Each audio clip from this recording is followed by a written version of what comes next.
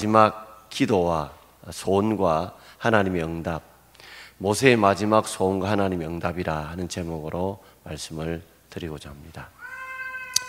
신명기라는 말은 신자가 한자의 납신자지만 또 큰 사절을 보면 거듭날 신이라는 단어로 되어 있습니다.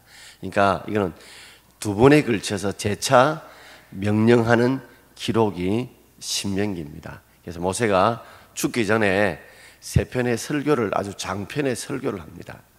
1장부터 4장까지는 출애굽 40년의 여정 중의 과정을 담아 설교를 하고 5장부터 29장까지는 하나님 율법에 관한 말씀들을 사건들을 등장시키며 말씀하고 있고 29장 30장에는 지키는 자에게는 하나님이 생명을, 지키지 않는 자는 하나님이 축복을, 저주를 주는 장면이 기록되어 있고, 나머지 31장부터 34장까지는 12지파를 축복하고 여호수아에게 이제 모든 걸 맡기고 마지막 죽는 장면이 기록되어 있습니다.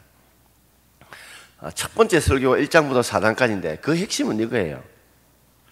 이도로를 통해서 천부장, 백부장, 50부장, 10부장, 즉 하나님의 일꾼을 세우는 내용이 하나 나오고, 나머지는 출애굽할 때 첫 번째 실패했던 거,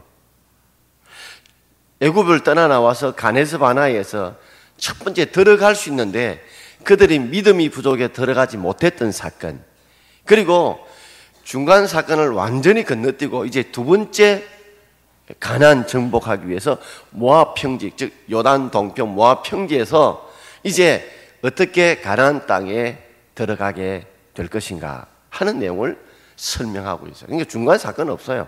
쉽게 말해서 첫 번째 설교는 한마디로 첫 번째 가나안 정복의 가진 실패와 두 번째 가나안 정복의 시작에 대한 이야기입니다. 자, 주일날 우리가 신명기 4장을 묵상해 보면 이제 들어가기 위해서 하나님의 말씀을 꼭 지켜라, 우상 숭배하지 마라, 도피성 이야기, 이런 핵심만 설교하고 있습니다. 자, 지금 우리가 이제 신명기를 묵상하면서 제가 오늘 이 말씀을 드리는데 한 세 가지로 생각해 보려고 합니다. 첫 번째는 모세의 마지막 소원입니다. 소원을 그는 기도를 담아서 이렇게 이야기를 하고 있어요. 자, 23절과 우리 24절을 함께 읽겠습니다. 그때 내가 여호와께 간구하기를, 주 여호와여, 주께서 주의 크심과 주의 권능을 주의 종에게 나타내시기를 시작하셨사오니 천지간에 어떤 신이 능히 주께서 행하신 일을 곧 주의 큰 능력으로 행하실 일을 같이 행할 수 있으리까. 그때 이거는 요단 동편, 이제 모압 평지에 있을 때입니다. 이제 마지막 요단강을 이제 건너가야 될 그때예요. 그때에 내가 하나님 앞에 간구했다 하면서 23절, 이제 여기까지 23절, 24절을 보면 여기에 등장하는 말 중에 24절 한 절에 주라는 단어가 몇 번 나올까요? 7번 나옵니다. 보세요. 주 여호와께서, 주께서 주의 크심과 주의 권능을 주의 종에게 나타내기 시작하셨사오니 천지간에 어떤 신이 능히 주께서 행하신 일을 곧 주의 큰 능력으로 행하실 일 같이 행할 수 있으리까 하면서 24절에 무려 주라는 단어를 7번 쓰고 있어요.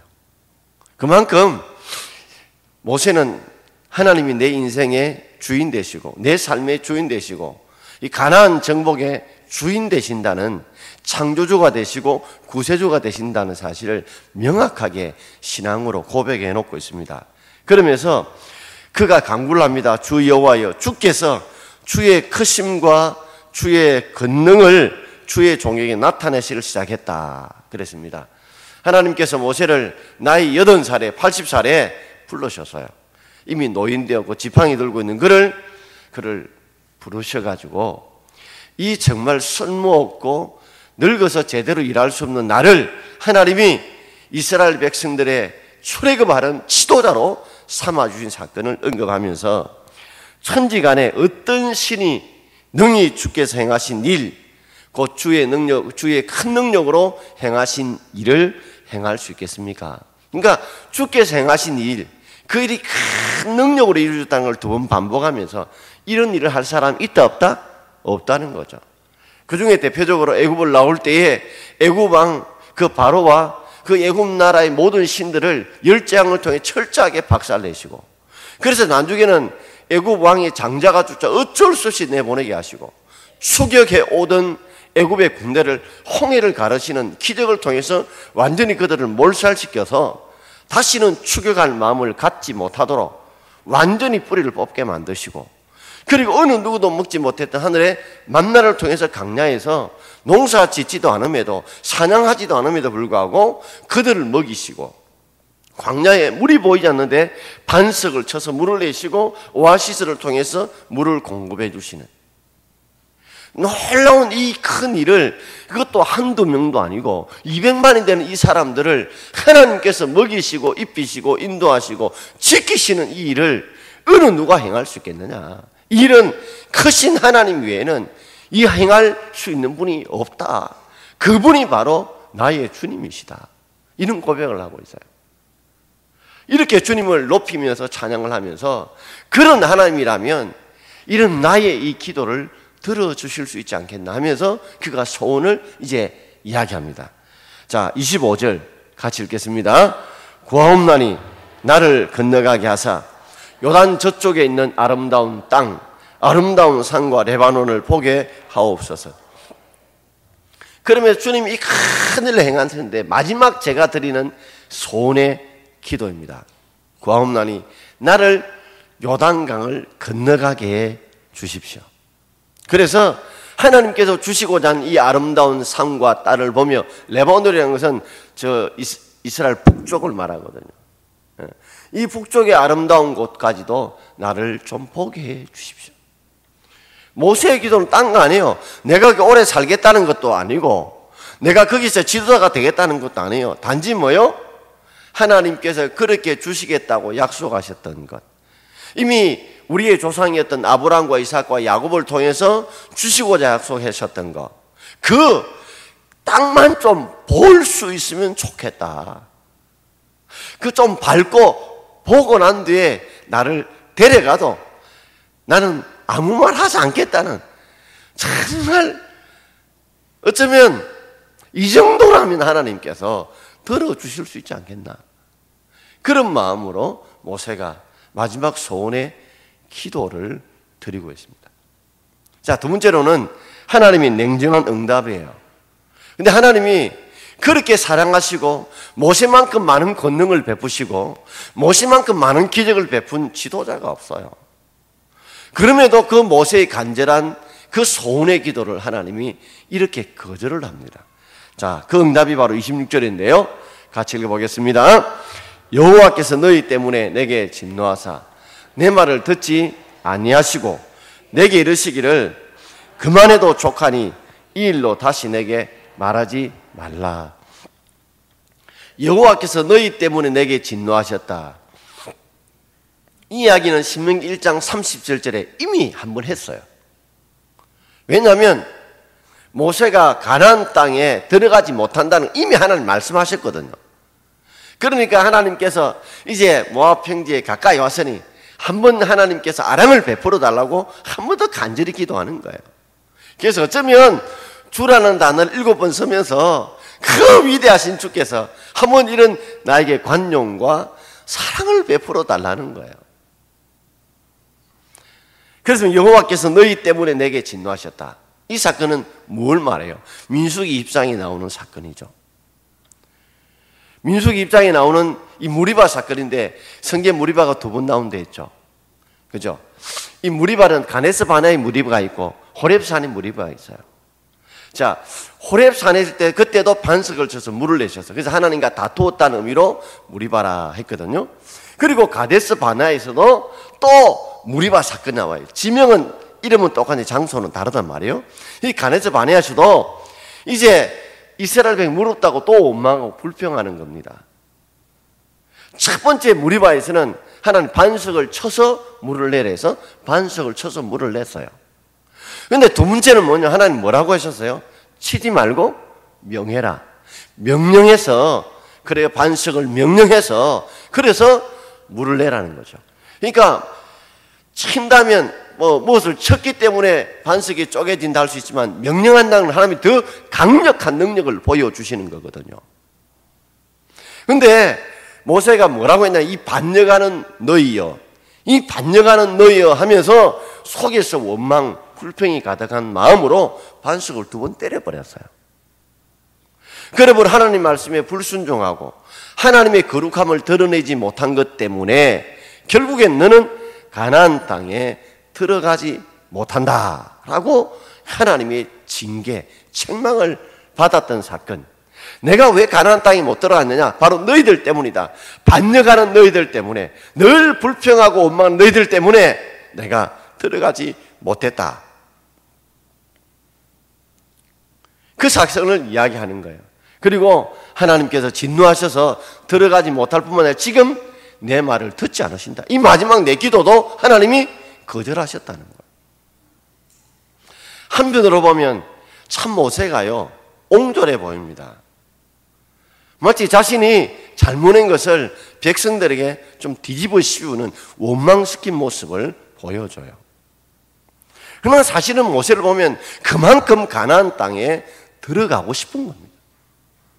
하나님께서 이 백성들의 반역을 아시는데 이걸 보시고 나의 잘못도 있지만 백성들의 이 원망 불평하는 이 잘못들이 더 크다는 걸 주님이 아실 테니 주님께서 한 번만 관용을 베풀어 주셔서 나로 하여금 가나안 땅에 들어가게 해달라는 겁니다. 이전에 모세를 보시면 출애굽기 32장에 보면 금소환이 사건을 보세요. 그때 백성들이 잘못했을 때 모세가 뭐라고 기도해요? 하나님, 이 백성을 용서 안 해주시거든. 주께서 기록한 책에서 내 이름을 빼주세요. 내 이름을 제거해 주세요. 이렇게 백성들의 편에 서서 백성들을 싸고 돌던, 백성들을 품었던 모세가 한편으로는 너희들 때문에 내가 못 들어간다고 이렇게 원망하는 말은 그만큼 가나안 땅을 밟고 싶다는 간절함이란 말이에요. 하나님이 그 중심을 아시고 그 형편을 아시고 그 상황을 누구보다 잘 아시니까 내가 정말 가나안 땅에 좀 옹졸하지만 그렇게 세서라도 하나님이 좀 진심을 알아주셔서 내가 가나안 땅에 들어가게 해달라는 정말 노인의 간절한 절박한 기도입니다. 근데 하나님 뭐라고 그래요? 그만해도 족하니, 그만해도 족하니 됐다 하면서 그 다음에 또 뭐래요? 이 일로 다시 내게 말하지 말라. 뭐요? 단칼로 싹 잘라버려요. 다시는 이 문제 가지고 다시는 가나안 땅에 들어간다는 이런 언급은, 기도는 다시는 하지 말라고 완전히 단칼로 잘라버립니다. 다시 이런 말을 못하도록 입을 다 막아버려요. 얼마나 모세가 답답했을까요? 한편으로 인간적으로 보면 하나님 좀 너무하시다 싶어요. 아니, 죽도록 부려먹고 죽도록 충성했던 모세, 그런데 한 번 그거 잘못된 것 때문에, 그것도 잘못 퍼센트를 따진다면 백성들이 훨씬 많은데 그걸 갖다가 하나님께서 이 모세로 하여금 그동안에 해왔던 그 충성, 이 40년 동안의 헌신을 기억하지 않으시고 그 하나 때문에 가나안 땅에 이렇게라도 한번 뭐 들어가서 왕을 되겠다는 겁니까? 지도자가 되겠다는 겁니까? 그게 좀 보겠다는데, 한번 보고 죽겠다는데 이것조차도 하나님께서 들어주지 않으시는가? 한편으로 참 서운하기도 합니다. 아니, 큰 것도 아닌데 아주 보겠다는 그건데, 그러나 하나님은 그것조차도 거부하십니다.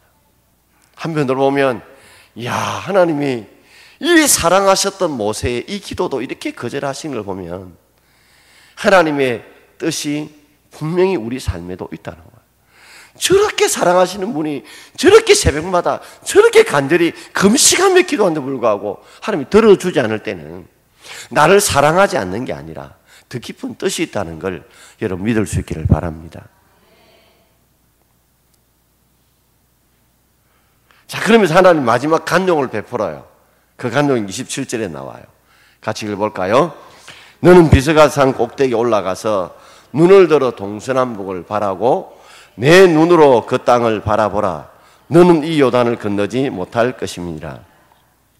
비스가산은 요단 동편에 있는 높은 산이에요. 그 산에서 보면 요단 뭐요? 강 너머에 이 가나안 땅이 보인다고. 여리고 성하고 보인다고요. 그러니까 들어가서 밟아서 보지는 못하고 뭐요? 멀찌감치 눈으로만 보게 해주신 거예요. 그래서 다시 한 번 더 몹쓸 봐. 너는 이 요단을 뭐하지 못한다? 건너지 못한다 하면서 멀리서라도 한번 쳐다보는 것으로 만족해라. 그것으로 족해라. 그것으로 만족해라. 참 우리는 욕심 부릴 때가 참 있잖아요. 그런데 하나님은 네가 받았던 은혜, 네가 했던 것들 여기까지다. 내려놓아라. 내려놓아라. 내려놓아라. 자, 그러면서 제가 생각해 보았어요. 아니 그렇다면 세 번째가 왜 하나님께서 모세의 기도를 거절했을까요? 왜 모세에게 그만해도 족하다고 했을까요? 그게 참 궁금했어요. 왜 그렇게 간절한 절박한 이 마지막 기도, 이 소원을 거절했을까? 왜 그만해도 족하다고 했을까? 고린도후서 12장 8절과 9절을 우리 함께 읽어보겠습니다. 이것이 내게서 떠나가게 하기 위하여 내가 세 번 주께 간구하였더니 나에게 이르시기를 내 은혜가 내게 족하도다. 바울에게도 하나님은 육체의 가시가 있었잖아요. 육체의 질병이 있었다고요. 그 육체의 질병을 그가 별명을 붙일 때에 사단의 사자, 사탄의 심부름꾼이라고 붙였어요. 그러니까 이건 하나님 보낸 게 아니라 사단이 나에게 보낸 것이다 라고 생각할 정도로 내게 고통을 많이 주고 아픔을 주고 주님의 일을 하는데 나에게 악영향을 미치는 그렇게 생각을 한 거예요. 그래서 육체의 가시가 떠나기를, 육체의 질병에서 고침받기를 내가 3번을 기도했다. 여러분 3번 기도는 3번만 꼭 기도했을까요? 저는 늘 그렇게 생각해 봐요. 이 아프면요 고쳐달라는 기도가요 1분 안에 한 번 기도 여러 번 나와요. 아마 이렇게 기도했을까요? 하나님 고쳐주십시오. 그래 기도하다가 안 되면 뭐요? 왜 안 고쳐줍니까? 그러다가 나중에 뭐요?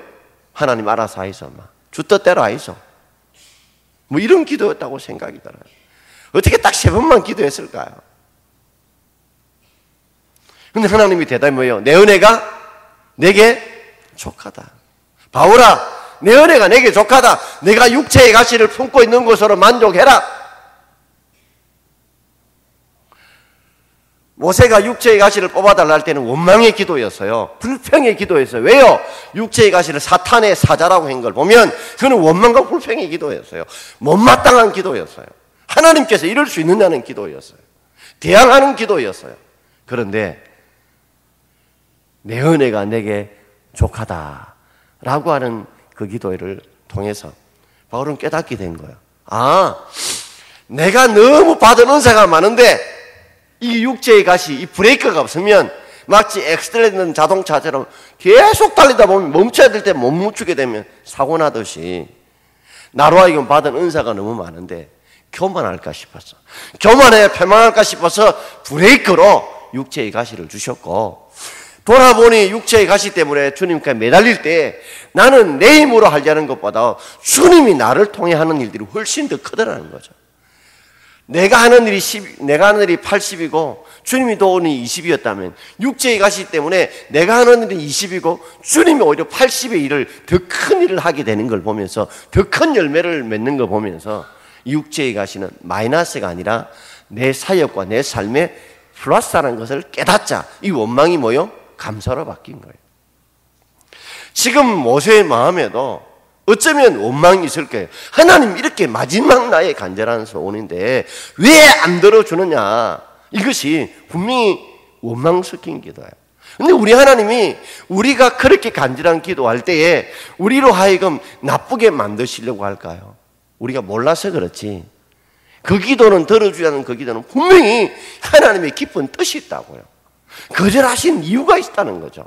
그 두 가지를 제가 묵상해 보았어요. 첫 번째는 모세의 사명은 여기까지다는 거죠. 자, 오늘 28절 말씀 같이 읽겠습니다. 너는 여호수아에게 명령하고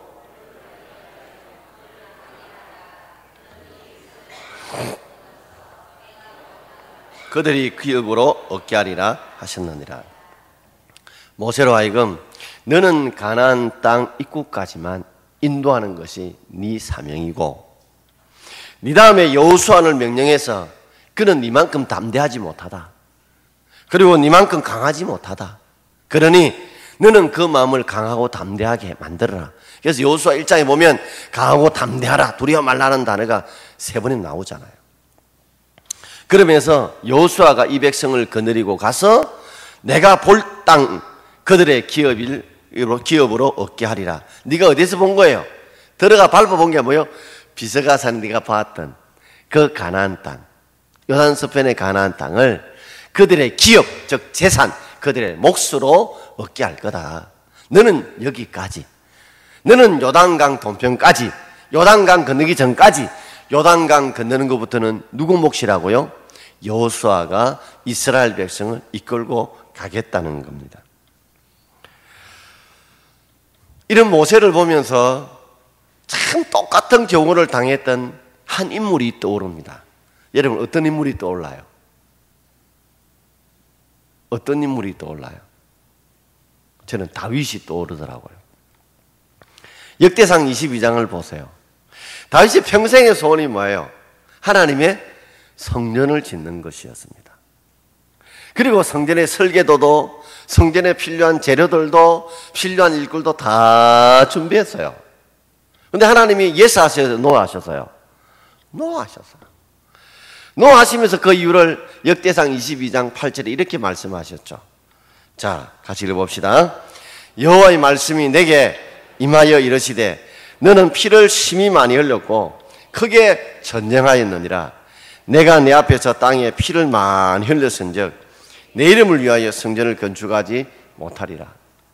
피를 많이 흘렸다. 이 말은 전쟁을 많이 했다.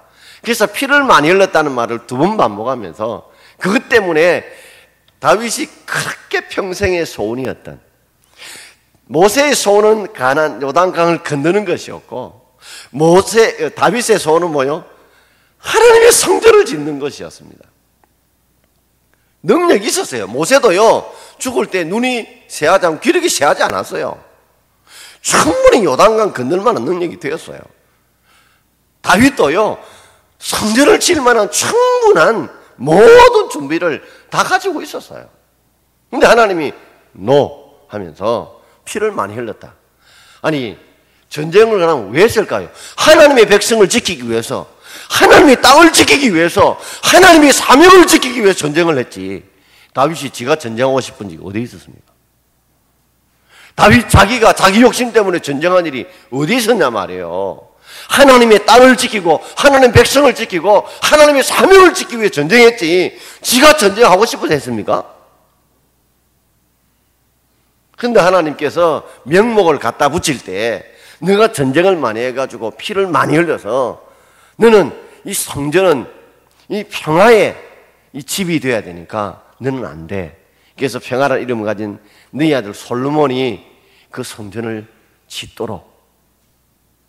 그래서 다윗은요, 모세의 특징을 보면 그 억울함 중에도 자기는 그게 분노하지 않습니다. 하지 않고 그것을 받아들여요. 그래서 다윗도 성전에 모든 준비를 다 하고, 저는 솔로몬이 좀 괘씸해요. 이름을 다윗 성전이라 지어야지, 지 이름 붙여가지고 솔로몬 성전이라 붙였다는 게 제가 한편으로는 괘씸한 거예요. 왜? 아버지가 다 그렇게 모든 준비를 다 했으면 적어도 아들이 아버지의 그 마음을 안다면, 그 사랑한다 이름 뭐라 붙여야 되겠습니까, 여러분? 다윗 성전이라 붙여줘야지. 그잖아요. 근데 지가 했다고, 지 솔로몬 성전.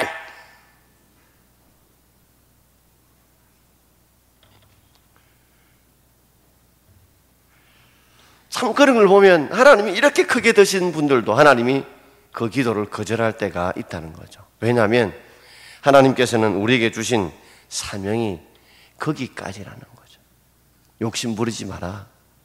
내려놓을 때 내려놓아라. 떠날 때는 과감하게 떠나라는 거예요.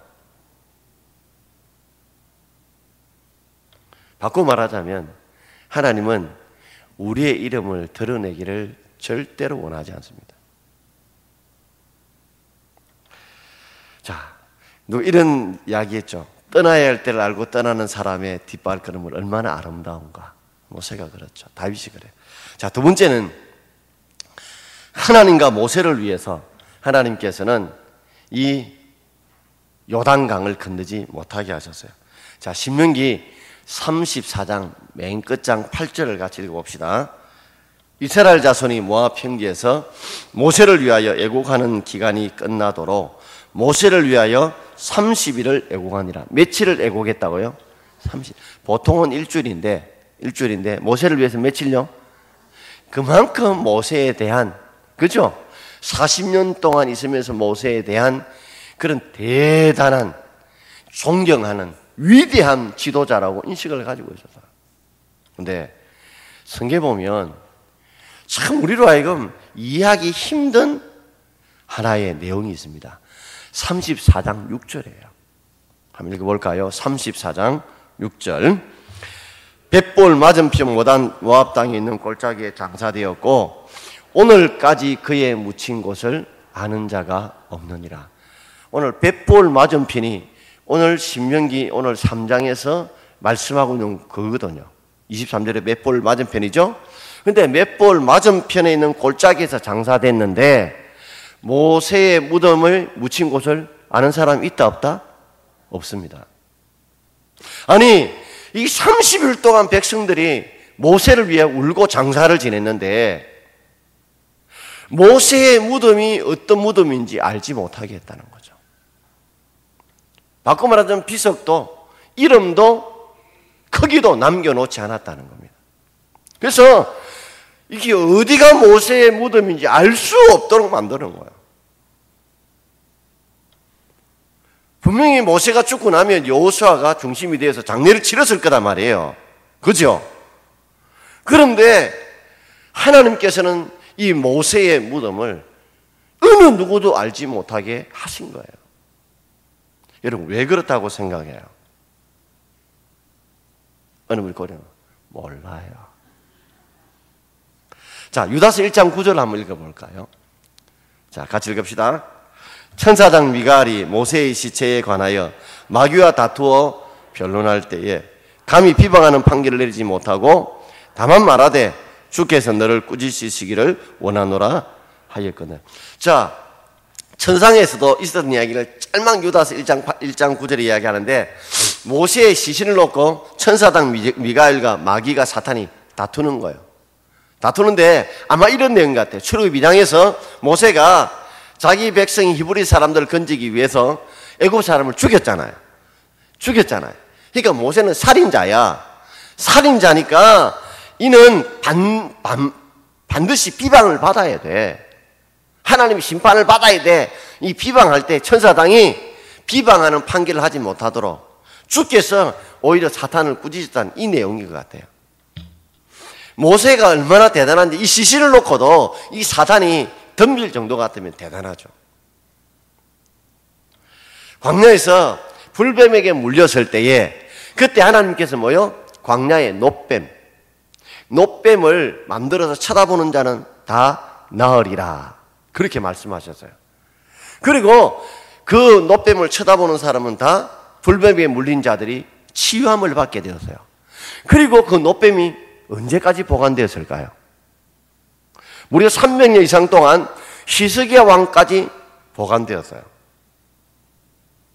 나중에는 이 노뱀을 우상화했단 말이에요. 그래서 열왕기하 18장 4절에 보면 히스기야 왕이 이 광야에 들렸던 노뱀을 뭐라고 했냐면 너후서단 뭐라고요? 놋조각이다 하고 부숴버렸어요. 부숴버렸다. 왜요? 이게 나중에는 뭐요? 우상이 돼버린 거예요. 한번 생각해 봐요.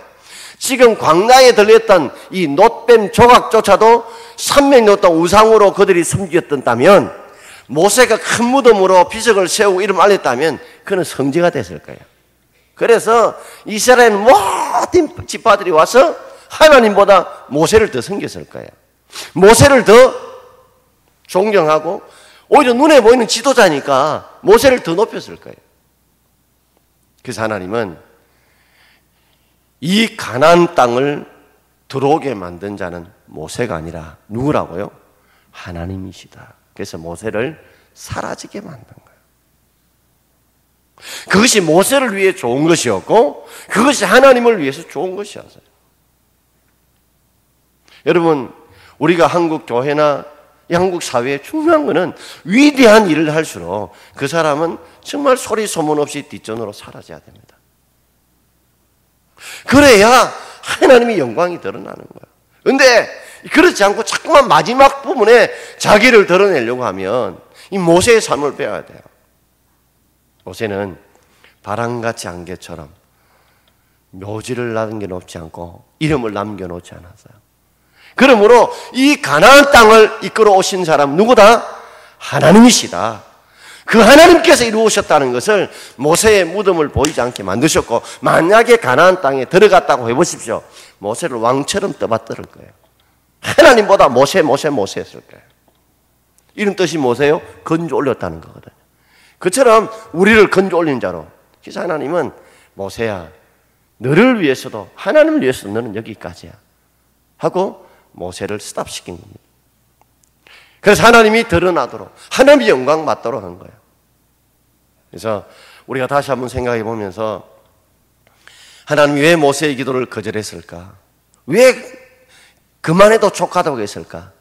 바로 모세의 사명이 가나안까지 인도하는 것이었기 때문에. 거기까지라는 거. 우리가 내려놓을 줄을 아는 그런 저와 여러분 되기를 바라고, 이 모세의 무덤이 없는 걸 보면서 하나님은 너가 나타나지 말고 누가요? 하나님께서. 하나님이 드러나야 된다. 그걸 이 모세의 마지막 기도를 하나님께서 듣지 않으신 이유라고 생각해요. 요셉의 뼈는요 가나안 땅에 묻히게 하셨어요. 모세는요 전가하지 않았어요. 요셉보다는 모세가 훨씬 위대한 지도자라는 거예요. 오늘 다시 한번 돌아보면서 모세의 마지막 기도를 거절한 것이 결국에는 원망처럼 보이지만 그건 원망이 아니고 하나님의 아름다운 좋은 선한 뜻이었기 때문에 우리가 하나님이 거절해도 주님이 더 기쁘신 뜻인 줄 알고 우리가 언제나 합력해서 선을 주신 주님을 생각하면서 늘 감사할 수 있는 저와 여러분 되기를 주의 이름으로 축원드립니다.